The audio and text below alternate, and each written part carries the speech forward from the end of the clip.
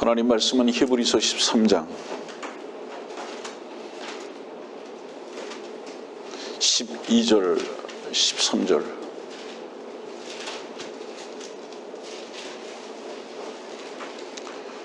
그런즉 예수께서도 자신의 피로서 사람들을 거룩하게 하시려고 성문 밖에서 고난을 받으셨느니라. 그러므로 우리도 그의 수치를 짊어지고 진영 밖에 있는 그에게로 나아가자.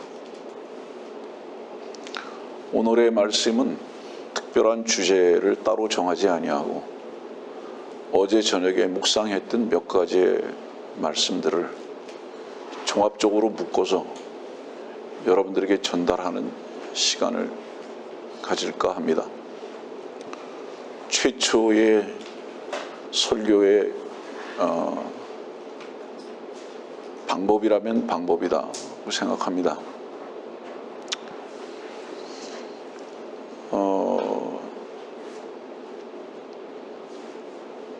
주님께서 이렇게 말씀하셨습니다. 나는 길이라고. 주님의 길은 결코 우리가 걸을 수 없습니다.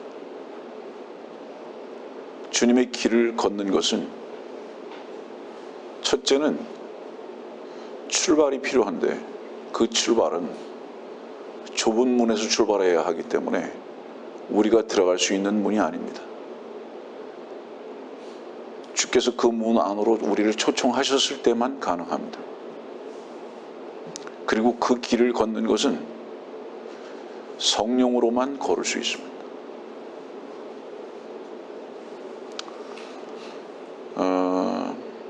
이 말씀을 여러분들에게 드리는 이유가 뭐냐면 그리스도인은 그리스도로 사는 자들입니다. 우리 데살로니가 전서를 보면 이렇게 말씀하십니다. 28절 말씀 보면 우리 주 예수 그리스도의 은혜가 너희와 함께 있을지어다. 아멘. 많은 사람들이 기도의 마지막 쓰는 형식입니다. 여러분들이 은혜가 있기를 원한다면 주 예수 그리스도께서 여러분들 안에 사셔야 합니다.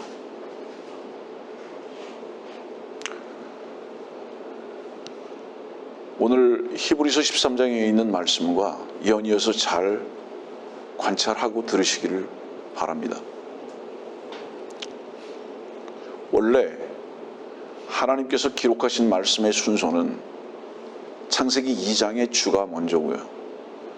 그 다음에 마태복음 1장의 예수가 그 다음이고 사도행전 2장의 그리스도께서 마지막으로 제시됩니다. 그래서 데살로니가 전서 5장에 말씀하신 대로 그 순서가 주 예수 그리스도인 것은 사실입니다. 그러나 우리들에게는 이 순서가 처음서부터 이렇게 정립이 되어 있지를 않았습니다. 왜냐하면 창세기 3장에 마귀 사탄이 아담과 이브 안에 들어가서 그들 스스로가 주인이 되게 해버리고 그들 자신이 주인이 되게 하는 바로 이 독소를 먹고 마심으로 말미암아 사탄이 그들 안에서 실제적인 주의 위치에 있게 돼버리고 말았던 것입니다. 그래서 사탄과 우리 자신이 주로 살았던 바로 이것이 예수와 함께 십자가의 죽음을 경험하지 아니하면 그러면 결단코 그리스도인으로 살 수 있는 길은 없습니다. 많은 분들이 아시겠지만 그리스도라는 이 단어는 메시아가 끝난 다음에 오는 것입니다. 메시아는 이스라엘, 육신적인 이스라엘 사람들에게 그 왕입니다. 이스라엘 사람들에게 왕이에요. 그러나 그리스도는 메시아가 끝난 다음에 모든 이 세상 사람들의 주가 되시기 위해서 기름 부음을 받으신 다시 사신 하나님의 아들로 입증되신 바로 그분을 말씀하고 있습니다. 굳이 이것을 다시 설명하는 이유는 뭐냐면 데살로니가 5장은 분명히 우리들이 이렇게 기록하고 계시네요. 주 예수 그리스도. 분명히 기록된 말씀에 따른 순서는 주 예수 그리스도시만 우리가 그분이 우리의 주가 되기 위해서는 어때야 하느냐? 반드시 예수를 먼저 만나야 합니다. 이 예수는 육신의 몸을 입고 오신 이름입니다. 그분이 육신의 몸을 입고 오신 이유가 뭡니까? 죽어야 하는 것을 가르쳐 주시기 위해서입니다. 여러분들과 저는 예수라는 이름과 함께 죽어 마땅한 인간들이라는 것을 가르쳐 주시기 위해서 사람으로 오셨던 겁니다. 그분께서 사람으로 오셔서 죽으셨던 것은, 그래서 예수라는 이름을 가지셨던 것은 여러분들의 개인적인 모든 이름을 그 안에 집어넣고 예수와 함께 죽음으로 말미암아, 죽어야 할 자인 것을 알아서 죽음으로 말미암아 여러분들이 다시 살아서 그리스도 안에 하나가 되는 바로 이 초청을 하시기 위해서 예수라는 이름으로 죽기 위해서 오셨다. 그래서 예수를 모르는 사람은 결코 그리스도라는 부활의 생명 안에 사는 법을 모르고, 그리스도인은 이 세상을 살아가는 자들이 아닙니다. 천상을 호흡하는 자들이에요. 삶의 길도 다르고 목표점도 다릅니다. 그리스도인은. 그래서 예수를 먼저 알고 그리스도로 살다가 그렇게 사는 사람 마음속에서 고백되어지는 고백이 주가 되는 것입니다. 그랬을 때 이제 비로소 순서가 어떻게 바뀌죠? 주 예수 그리스도로, 하나님께서 애초부터 기록해 놓으셨던 그 말씀으로 바뀌게 되는 것입니다. 그런 사람들에게만 은혜가 넘치고요. 그런 사람들의 입에서는 언제나 하나님 앞에서의 삶이기 때문에 아멘 하는 것입니다. 하나님께서 말씀하신 그대로만 될 것이다라는 것에 대한 고백을 하는 겁니다. 아멘, 그렇습니다.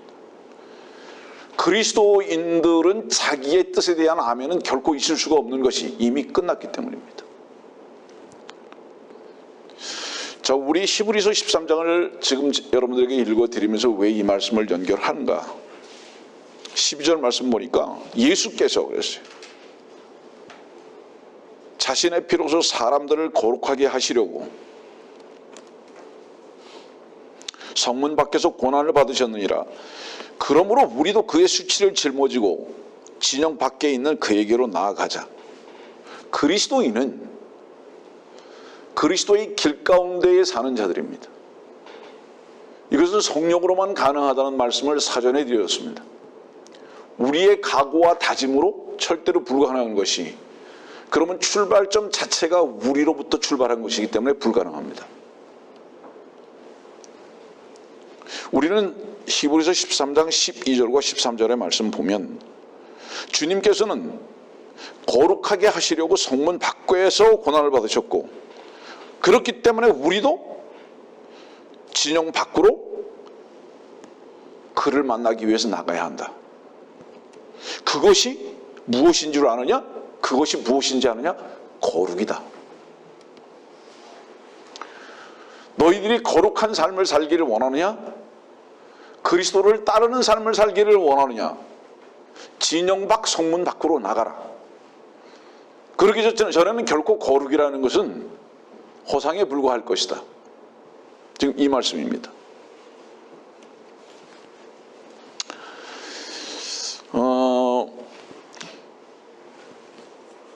우리 마태복음 찾아봅시다.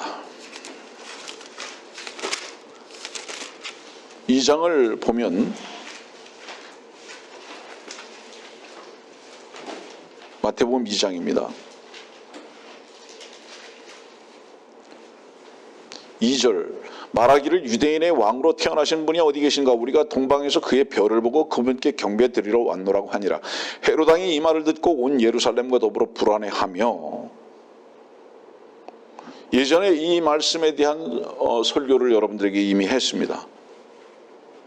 그리고 9절 말씀 보면 그들, 이 동방으로부터 온 현자들입니다. 그들이 왕의 말을 듣고 길을 떠났는데 보라, 동방에서 보았던 그 별이 그들을 앞서가다가 어린아이 있는 곳 위에서 와서 멈추니라. 그들이 그 별을 보고 심히 기뻐하더라.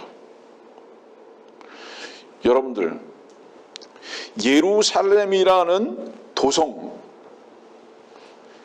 이스라엘이라는 종교가 유대교라는 종교가 거하는 이 도성 이 진영에서 길을 떠나지 아니하면, 그곳을 벗어나지 아니하면 결코 기쁨이 무엇인지를 알 수 없을 뿐만 아니라 별이라는 성령의 조명은 불가능하다라고 제가 여러분들에게 말씀드렸어요. 여기서 이 별은 성령의 조명을 말씀하고 있는데, 이 계시록 1장에 있는 말씀과 연결되어지는 말씀입니다. 우리가 왜 도성 밖으로 나가야 하고 왜 우리가 진영 밖으로 나가야 하느냐 하는 이 말씀을 드리는 거예요. 이 진영 안에는 누가 있죠?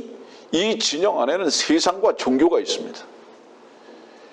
이 세상과 종교는, 세상부터 우리가 얘기를 하자면 모든 육신적인 풍요로움과 화려함이 있습니다. 그리고 모든 나눔이 있고 삶의 이유가 거기에 있습니다. 이 도성에. 그래서 사람들과의 관계성만이 유일한 즐거움이 되어버리고 말았습니다. 그런데 이 관계성을 가지고 사는 이 즐거움은 반드시 무엇이 따라오는 것인 줄 아느냐? 여기에는 종교가 따라오는 거예요. 그래서 예루살렘이라는 도성은 종교와 문화와 모든 사람들의 즐거움이 함축된 바로 그 지역을 말하는 것입니다. 그런데 이것이 예수 그리스도를 십자가에 못 박게 한 원흉이라는 것을 우리는 배워서 합니다. 여러분들이 그리스도인으로서의 삶을 살기를 참으로 원한다면 진영 밖, 도성 밖으로 나가야 합니다. 우리들의 삶의 발걸음이, 삶의 즐거움이 결코 도시에 있어서는 안 된다 이 말입니다. 사람들과의 관계성 속에서만 즐거움을 찾으려고 하면 안 된다 이 말이죠. 이것은 그리스도인의 삶에 마땅한 바가 아니다. 오히려 이건 수치다.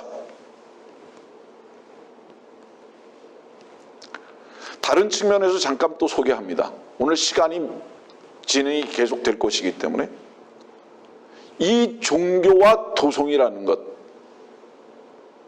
세상이라는 것은 무엇을 가리킬까요? 오늘 여러분들에게 한 가지를 좀 먼저 제시합니다. 교리에 여러분들 자신을 묶거나 교리에 의해서만 살려고 하지 마십시오. 이것도 종교의 연속입니다.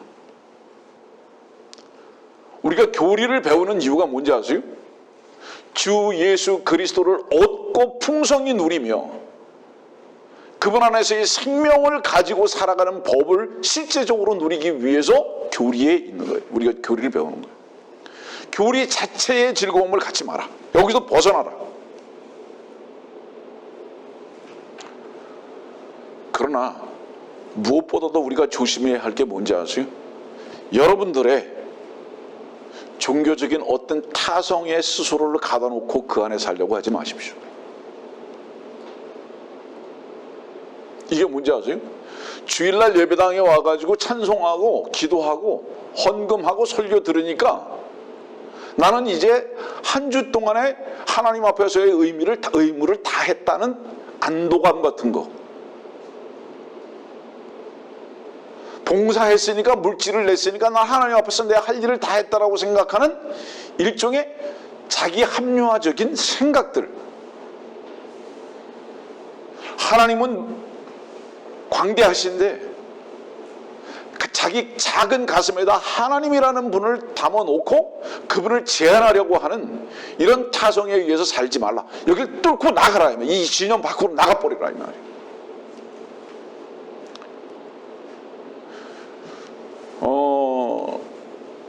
많은 사람들은요, 아니 모든 사람들은 결코 누구에게 속지 않습니다. 모든 사람들은 결코 누구에게 속지 않으며 모든 사람들은 결코 어느 것에 속지 않습니다. 모든 사람들은 어디에 속는지 아세요? 자기 자신의 생각의 확신에만 속습니다. 최종적으로 우리가 우리 자신을 옮겨놓는 이유는 무엇인지 아십니까? 그것이 물질이든 인격이든 그 어떤 것이든 옮겨놓는 이유는 자기 안에서 자기 확신이 없으면 결코 옮겨놓지 않습니다. 고로 이 세상에 있는 그 어떤 사람도 자기 생각에 의해서만 속는 것입니다. 우리 생각에 확증이 되어진 그것을 가지고 분명히 이렇다고 생각하는 것을 연결시켜줘서 어떤 것에 대한 결정을 내려버리게 만들어버리고 만 거예요. 그럼 이것을 무엇을 의미하느냐? 이미 뱀이 모든 사람의 마음속에 들어가서 뱀의 가치관과 그 소리를 들을 수 있도록 독소를 집어넣어놓고 그 뱀의 소리에 맞는 어떤 소리가 나올 때에 선택해버리는 것입니다. 그래서 우리 그리스도인들은 누구로 인해서 속았다라는 바로 이런 다른 사람들에게 책임을 전가하는 이런 어리석음을 가지면 안 되는 것입니다. 다른 사람에게 책임을 전가하는 그 사람은 그리스도께서 모든 은혜가 되신 것도 결코 누릴 수 없음을 여러분들 아셔야 돼요. 다 나의 문제다. 내 생각에 내 자신을 제한해놓고 그 생각에 의해서 결정했다.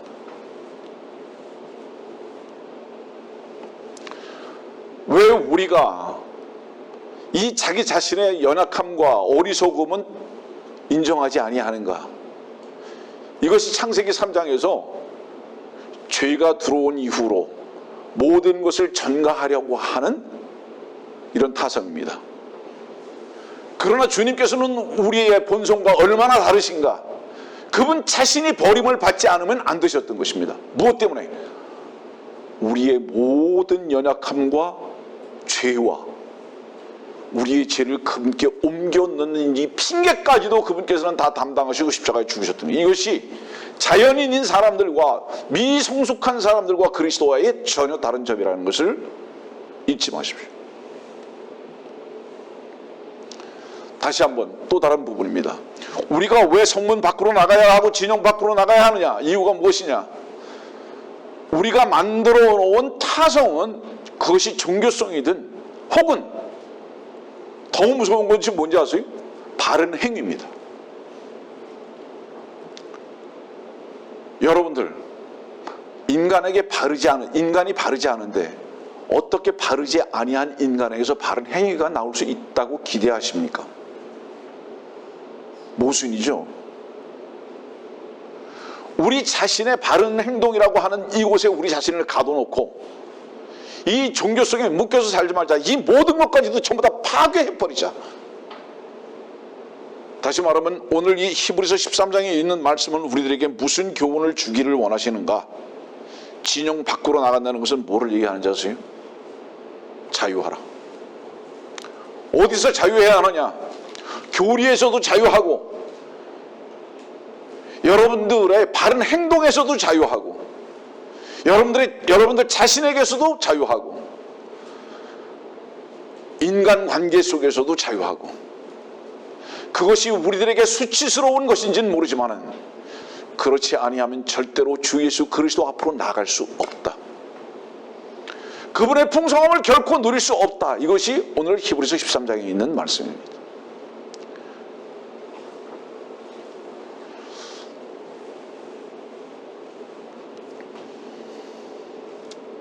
독립하십시오.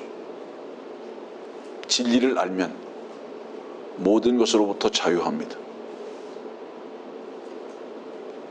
독립선언이죠. 진리로만 사는 것입니다. 주님께서 어떻게 나아가셨죠? 십자가를 지고 나아가셨던 거예요. 그분에게는 수치였습니까? 그분에게는 동시에 희생이셨고 사랑이셨고 우리를 향하신 인내이셨습니다.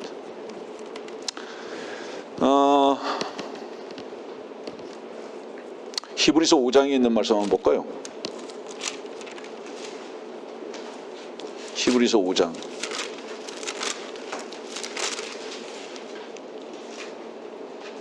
11절입니다. 너희가 듣는 것이 둔함으로 설명하기 어렵도다.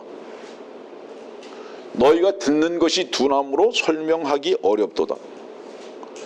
여기 듣는 것이 둔하다는 것은 뭐냐 하면 교육이 부족하다는 것이 아니에요. 유치원도 안 나왔다 이런 것이 말하는 게 아니에요. 어떤 지적인 능력이 없다 이런 것을 말하는 것도 아닙니다. 주님 안에서 영적으로 들을 귀가 없다 이 말입니다.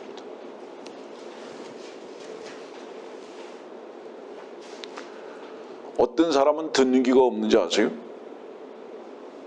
잘 듣는 사람은 온유하고 겸손한 사람입니다.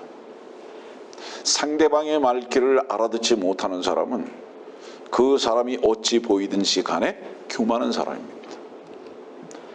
자기 중심적인 사고에 묶여 있기 때문에 결코 다른 사람들이 말하는 것을 듣지 못합니다. 우리가 여기서 말씀하셨을 때에 듣는 것이 둔하다는 것은 무엇을 의미하느냐? 세상적인 이치에 대해서는 아주 민감하고 예민해요.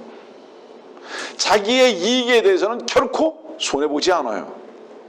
자존심을 지키는 일 앞에서는 아무리 시끄러운 곳에서도 민감해요. 그러나 주의 말씀을 듣는 데는 너무 둔합니다. 그것은 다시 말하면 듣고자 하는 귀가 없어요. 필요성을 느끼지 않는다 이 말이에요.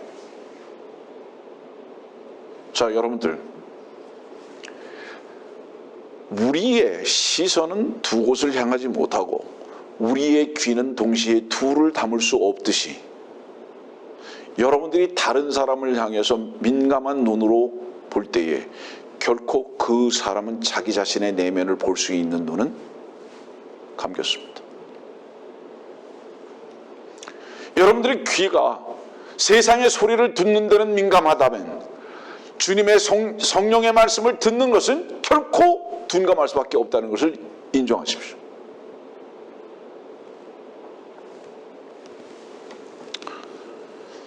자, 많은 사람들이 힘들어하고 혹은 억울해할 수 있습니다. 그러나 다른 세상적이고 허망한 일에 마음이 아프고 힘들어하는 그 자신을 바라보면서 왜 나는 배설물과 같은 저것으로 인해서 이렇게 힘들어하는가를 관찰해 본 적은 있는가? 돌아보십시오.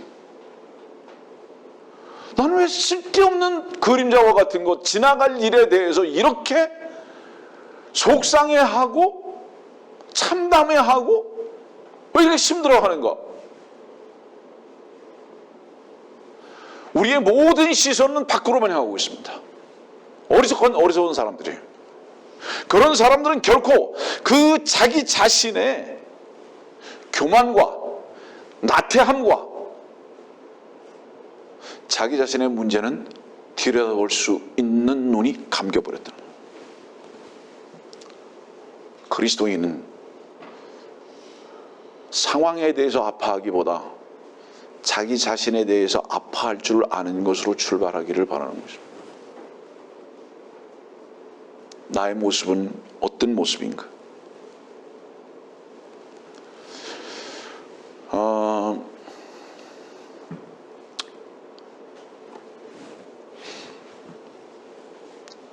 거짓된 치유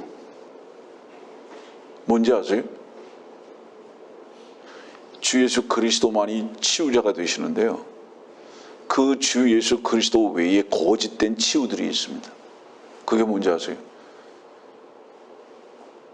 예를 들어서요, 세상으로 말하면 중독되는 거죠. 마약은 치유되는 게 아니에요. 중독되는 거예요. 지식도 치유되는 게 아니라 중독되는 거예요. 그런 것들은 여러분들을 온전케 하는 것이 아니고요, 여러분들을 마비시키는 것입니다. 그래서 사실은 사람들이요, 왜 지식에 몰두하는지 아세요? 왜 돈 버는데 몰두하고 왜 이 세상의 가치에 왜 그렇게 몰두하는지 아십니까? 자기 자신을 바라볼 수 있는 것을 차단하기 위한 목적입니다. 전부 다.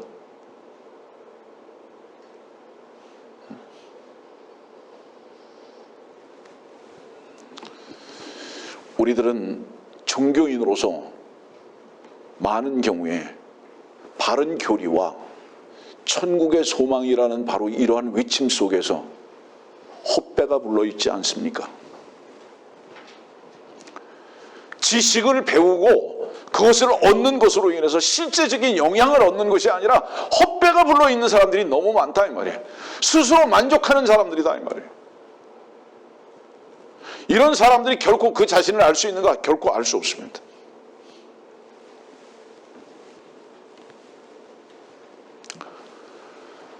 그리스도인은 살아가는 삶 속에서 많은 어려움이 있습니다. 우리는 욥기가 많은 교훈을 주는데요. 다니엘서도 마찬가지입니다. 새롭게 되기를 원하십니까? 모든 그리스도인은 새롭게 되기를 원한다고 말합니다. 그러나 그 과정은 결코 용납받기를 원하지 아니하는 사람들, 새롭게 되기를 원하는 사람은 반드시 어디를 가야 하는지 아세요? 용광로로 들어가야 하는 겁니다. 풀무불 속에 들어가지 아니하고 정금같이 나올 방법은 없습니다. 예? 이렇게 말씀하셨잖아요. 보라 모든 것이 새롭게 되었도다. 보라, 그게 무슨 얘기죠? 이미 자기 안에서 자기 자신이 확인한 거예요. 바뀌고 안 바뀌고는 다른 사람의 평가 이전에 벌써 그 자기 자신이 알아요. 자기 자신이. 난 달라졌다. 보라, 모든 것이 새롭게 되었다. 언제? 풀무불 속에서 들어오고 밖으로 나오고 난 다음에 비로소 그 고백할 수 있어요. 예? 풀무불은 전부 거부하면서 세상을 향해서만 살면서. 풀무불이 왜 필요하죠? 용광로가 필요한 이유가 뭐예요? 불순물을 제거하기 위한 유일한 수단이죠. 우리가 그렇게 정결합니까? 주께서 우리를 용광로 속에다 만약에 던져버리신다면 이유가 뭘까요?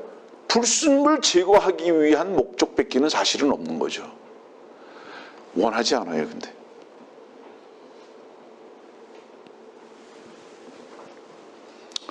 하나님 말씀 이런 말씀이잖아요. 후회할 것 없는 회개 그러잖아요. 후회할 것 없는 회개. 후회할 것 없는 회개라는 것은 뭐죠? 미련이 남지 않았다 이 말입니다. 뭐 남겨둔 게 없어요. 싹 다 태워버린 거예요. 네? 늘 이렇게 후회합니다. 아, 그때 그러지 말걸. 아, 참, 그때 왜 그랬을까? 미련이 남아요, 자꾸. 정확히 진단할게요, 제가. 후회는 미련하고 다른 거, 미련이 없어요. 후회할 것이 없는 회개는 미련이 없어요. 왜 미련이 남는지 아세요? 그거는 후회를 한 것이 아니라요. 그냥 단순히 뉘우친 거예요. 뉘우친 것은 다시 돌아가요. 후회할 것이 없는 회개는 기억조차 없습니다. 이유가 뭔지 아세요? 그 회개로 인해서 얻은 풍성함을 지금 누리고 있기 때문입니다. 주께서 용광로로 던져버리셨을 때 우리는 무엇을 발견하게 됩니까? 우리가 완전히 죄로 불타버린 것을 발견하게 됩니다. 나의 자랑, 나의 기쁨, 나의 부끄러움까지도 완전히 다 죄가 돼버린 것을 알게 됩니다. 여러분들 그곳으로 가기를 원하지 아니하십니까?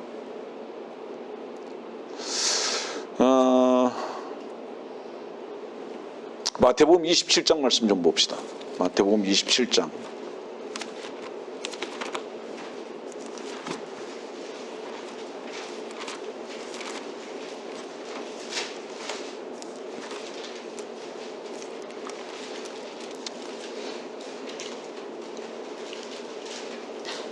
(42절입니다) 마태복음 27장 42절. 그가 이스라엘의 왕이면 지금 그 십자가에서 내려와 보라고 하라. 그러면 우리가 그를 믿으리라. 여러분들, 흑암의 세력들은요, 우리로 하여금 내려오라고 말합니다. 내려오라고, 십자가에서 내려오라고. 왜냐하면 우리가 십자가를 두려워하는 이유가 뭔지 아세요? 우리가 왕 같기 때문에 그래요. 이스라엘의 왕이거든. 이스라엘의 왕이면 십자가에서 내려오라고. 우리가 십자가를 거부하지 않아야 하는 이유가 뭔지 아세요? 우리 스스로 왕같이 여기는 바로 이것을 못 박아버려야 하기 때문인가. 이게 두려워서 내려오기를 원하지 않는 거예요. 그런데 흑암의 세력들은 우리들을 보고 내려오라고 합니다. 내려오라고. 더 이상 십자가 지지 말라고. 여러분들이 진영 밖에 나가지 못하는 이유가 무엇인가? 성문 밖에 나가지 못하는 이유가 무엇인가? 아직 왕에서 내려오기를 너무 두려워하는 거예요.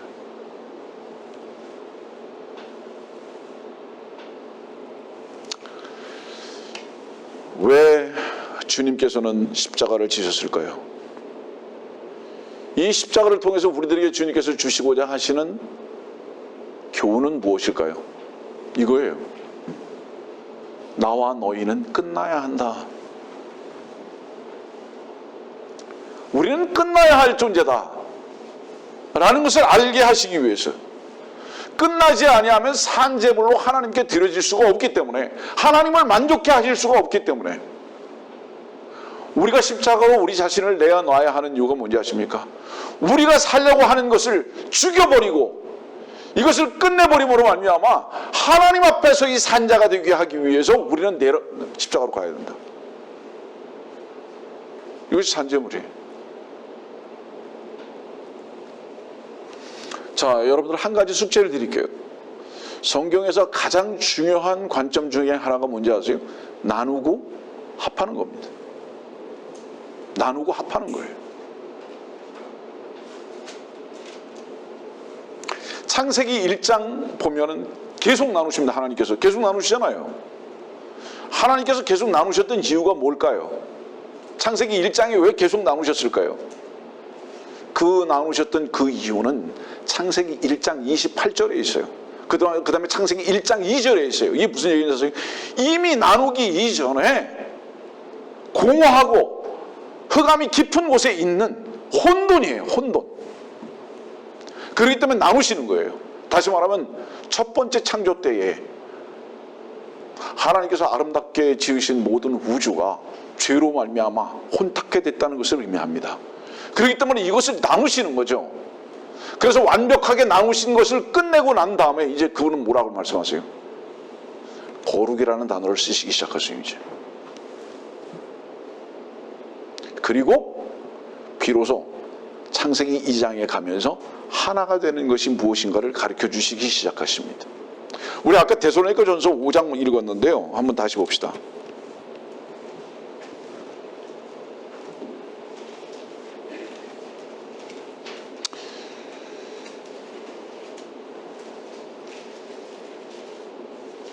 (26절) 데살로니가전서 5장 26절. 거룩한 입맞춤으로 모든 형제들에게 문안하라. 거룩한 입맞춤으로. 여러분들에게 처음 제시하는 말씀입니다. 거룩한 입맞춤이 뭘까요? 왜 거룩한 입맞춤이라고 말했을까요? 거룩을 향해서는 하나가 되어야 합니다. 여기 거룩한 입맞춤이라는 것은 뭐냐면 거룩하신 주께 하나가 되기 위한 삶입니다. 그래서 그 입으로 거룩하신 주를 증거하고 거룩하신 하나님 앞에서 하나 되는 연합을 말씀하고 있는 거예요. 성경은 나누어짐과 하나됨을 말씀하고 있는데요. 히브리서에 있는 단어 중에서 대표적인 단어를 하나를 꼽으라고 한다면 온전이라는 단어입니다. 온전이라는 단어예요. 이 온전이라는 단어는 분리됐던 것이 하나가 되는 것을 의미합니다. 우리 히브리서 5장 한번 볼까요?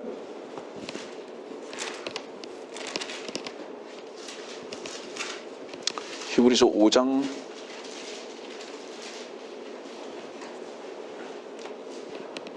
9절입니다.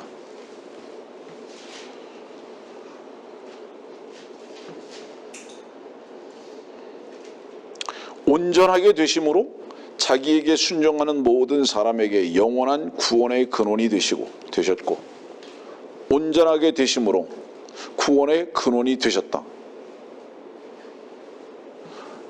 혹시 여러분들 나중에 히브리서에서 이 온전이라는 단어가 몇 번 나오는지 한번 세어보십시오. 이 온전이라는 단어가 히브리서에 제가 알기로는 13번이 나옵니다. 굉장히 많이 제시되고 있는 단어입니다.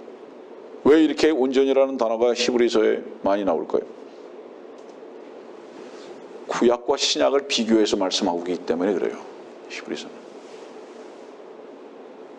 다시 말하면 그림자와 참 형상을 비교해서 말씀하시기 때문에 이렇게 온전이라는 단어를 계속 쓰십니다. 뭐가 차이가 나는지 아느냐 이 말이에요.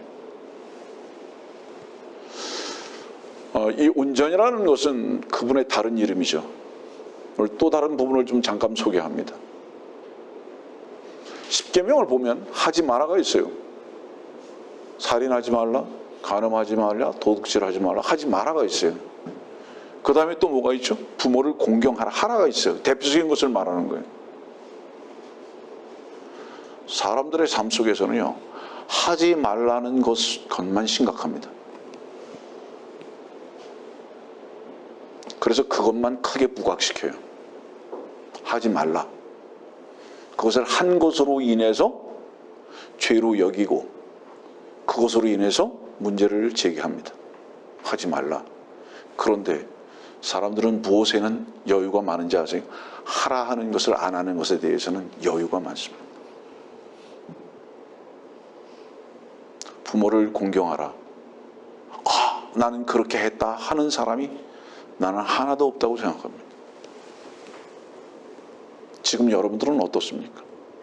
부모를 공경합니까? 그런데 왜 부모를 공경하라고 하신 말씀은 십계명의 계명에 위를 두셨죠? 더 중요하다는 뜻이죠.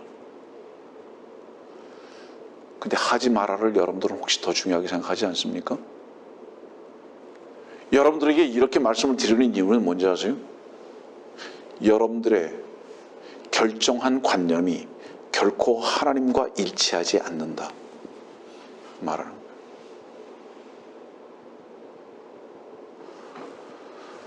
거룩하라. 내가 거룩하니 너희도 거룩자. 베드로전서 말씀이죠. 베드로전서 1장입니다.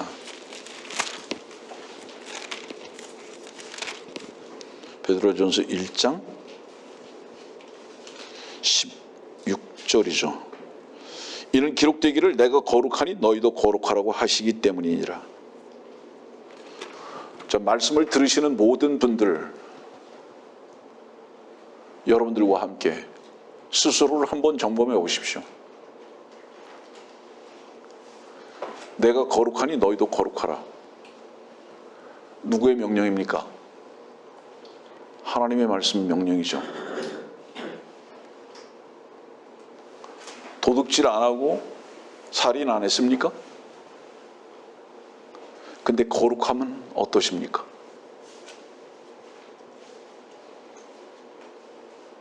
거룩하십니까? 거룩하지 못한 것으로 인해서 나와 다른 형제들에게 입맞춤과 하나됨의 입맞춤과 그 거룩하지 않은 것으로 인해서 아파하고 잠 못 잔 적은 혹시 있습니까? 우리는 이렇게 자의적이에요. 주님은 온전하셨다 그러죠. 거룩도 온전도 주의 길 가운데 사는 모든 사람들의 목표점입니다. 아세요? 이상하게 사람들은요, 이스라엘 백성들과 같이 이집트에서 나오긴 했어요. 그렇죠. 많은 사람들, 그렇게 흔하진 않지만 구원받은 사람들이 있어요. 간증을 통해서.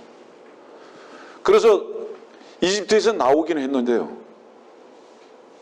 광야의 길을 걷는 사람도 없고요, 가나안에 들어가서 참된 쉼과 안식을 찾는 사람들도 없습니다. 전부 다 무엇에 만족하고 말았죠? 구원에 만족하고 말았습니다. 다른 부분이지만 모세가 죽어야 여호수아가 등장합니다. 아멘입니까?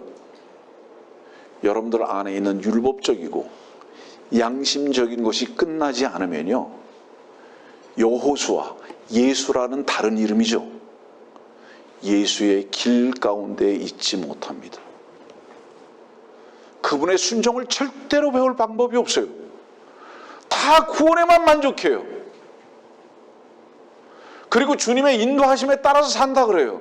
반드시 그분의 인도하심은 쉼을 주기 전에 우리들에게 무엇을 말씀하시는지 아십니까? 돌짝밭을 걸으라고 말씀하십니다. 자, 여기 보세요. 다른 것을 좀 보겠습니다.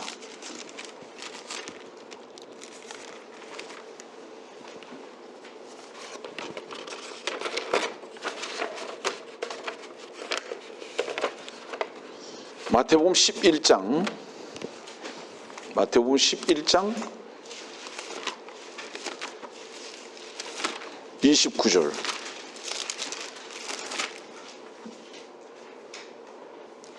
수고하고 무거운 짐진 자들아 다 내게로 오라. 그러면 내가 너희에게 쉼을 주리라.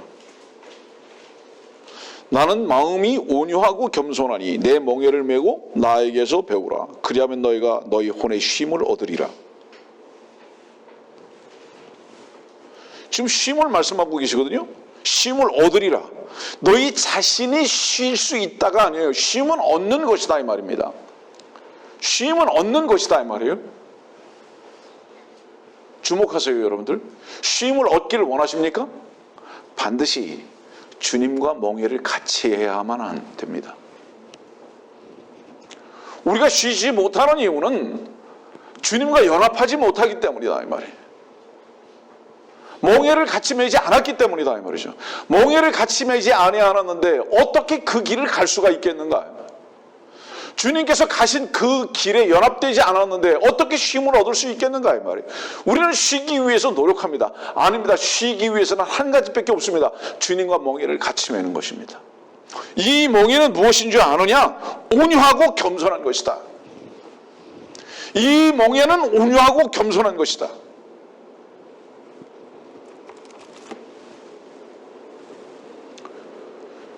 우리가 어떻게 쉴 수 있는가? 왜 못 쉬는가? 교만하기 때문이다. 온유하지 않기 때문이다. 교만하다는 건 뭐를 얘기하죠? 온유치 않다는 건 뭐를 얘기하죠? 자기에 있는 모든 힘을 다 쓰기를 원하는 겁니다. 그 힘이 누가 준 것인 것을 모르기 때문에, 어디로 향하고 있는 것인 것을 모르기 때문에 온 힘을 다 쓰려고 하고 주장하려고 합니다. 이것이 온유와 겸손치 못하는 것의 분명한 반증이에요. 이것을 스스로 예수 그리스도께 묶어놔서 주님께서는 하나님의 아들이셨음에도 불구하고 그분은 그분의 힘을 다 쓰지 아니하셨을 뿐만 아니라 겸손하셨습니다. 그분은 뭐라고 말씀하셨어요? 빌립보서 이렇게 말씀하시잖아요. 빌립보서 2장 말씀 봅시다. 빌립보서 2장 8절입니다. 그리하여 사람과 같은 모습으로 나타나셔서 자신을 낮추시고 죽음에까지 순종하셨으니 십자가의 죽음에까지라.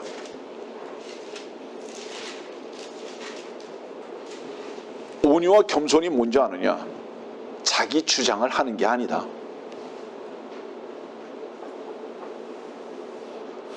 하나님께서는 사람이 되셔서 오셨는데 어떻게 그분께서 교만하실 수 있겠는가?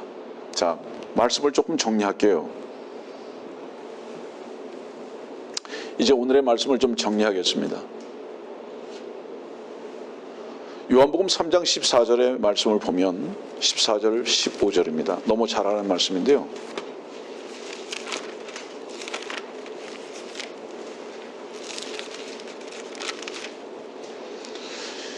모세가 광야에서 뱀을 들어 올린 것 같이 인자도 그렇게 들려 올려져야만 하리니 이는 그를 믿는 사람은 누구든지 멸망하지 않고 영생을 얻게 하려 함이니라. 성경의 순서는 매우 중요합니다. 주님께서 뱀으로 들려 올려지지 않는다면 사람들에게, 멸망할 사람들에게 영생을 주실 수 없다. 오늘의 말씀의 관점은 이렇게 집약시키시면 됩니다. 연합, 함께, 거룩, 이런 단어들이 의미하는 바가 무엇인가? 여러분들은 주님과 함께 하기를 원하십니까? 하나 되기를 원하십니까? 갈라디아서 2장 20절을 자주 말하지만 갈라디아서 2장 20절의 가장 중요한 주제가 뭔지 아십니까? 십자가? 아니에요. 가장 중요한 주제가 뭔지 아세요? 함께입니다. 내가 그리스도와 함께. 함께. 주님께서는 먼저 우리에게 어디로 초청하시는지 아세요? 나는 낮아졌다. 나는 십자가 졌다. 영생하기를 원하느냐? 쉬기를 원하느냐? 그곳으로 먼저 와라. 십자가로. 네 자신을 부인해라. 세상을 부인해라. 종교를 부인해라. 그렇지 않으면 결코 나와의 연합은 없다. 나는 거룩한 자다. 거룩한 나와 입맞춤을 하기를 원하느냐? 하나가 되기를 원하느냐? 먼저 내려가라.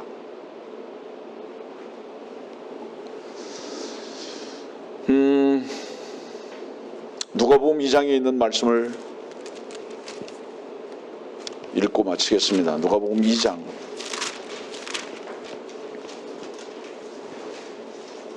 12절입니다. 이것이 너희에게 표적이니 너희는 포대기에 쌓여 구유에 누워있는 아기를 보리라고 하더라.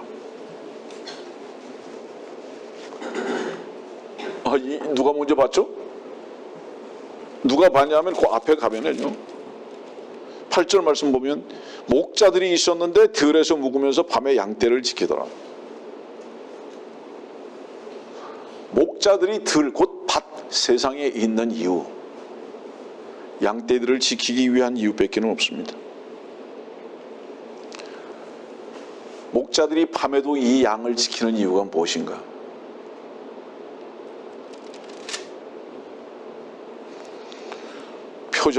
표적을 보기를 원하는데 포대기에 쌓여 구유에 누워있는 아기를 보리라.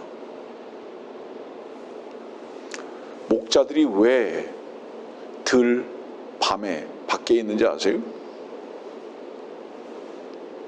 아기를 보기 위해서. 포대기에 쌓여있는 아기를 보기 위해서. 우리는 다 목자입니다. 꼭 목사만 말하지 않아요. 우리는 양이면서 또한 목자인데 우리들이 곧 세상에 지금 거하는 이유가 뭔지 아세요? 포대기에 쌓여있는 아기를 보고요, 그 아기를 전해야 하기 때문에 그렇습니다.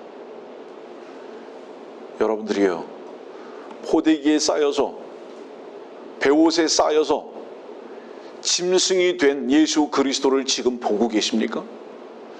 여러분들이 들에 있는 이유는 무엇이냐면은 풍성하게 살기 위해서 들에 있는 것이 아니라, 여러분들이 진영 밖에 나가서 영문 밖에 있는 이유가 무엇이냐 하면은 여러분들 자신을 위해서, 나를 위해서 죽으신, 그래서 배옷을 입고 구유에 누워 계신 한 마리의 양을 보기 위해서 우리는 지금 현재 이 땅에 있다. 이 계시가 먼저 우리들에게 왔을 때 이 계시신 주 예수 그리스도의 죽으심과 다시 사심을 전할 수 있는 위치로 우리는 나아갈 수 있다. 말씀 마칠게요. 여러분들, 진영 안에 살지 마십시오. 성문 안에 살지 마십시오. 여러분들 자신의 생각 속에 여러분들의 생각을 옳다고 묶어놓지도 마십시오. 이 모든 것을 십자가에 그리스도와 함께 못 박아버리고, 누가 함께 못 박을 수 있는지 아십니까? 나는 벌레다, 나는 끝내야 할 존재다 라는 것을 인정하는 사람들, 이런 사람들은 오늘도 주님께서 주시는 쉼을 얻을 것입니다. 하나님과의 연합, 거룩하심, 그분의 몽의 가운데로 주님은 오늘 우리를 초청하십니다. 말씀 마칩니다.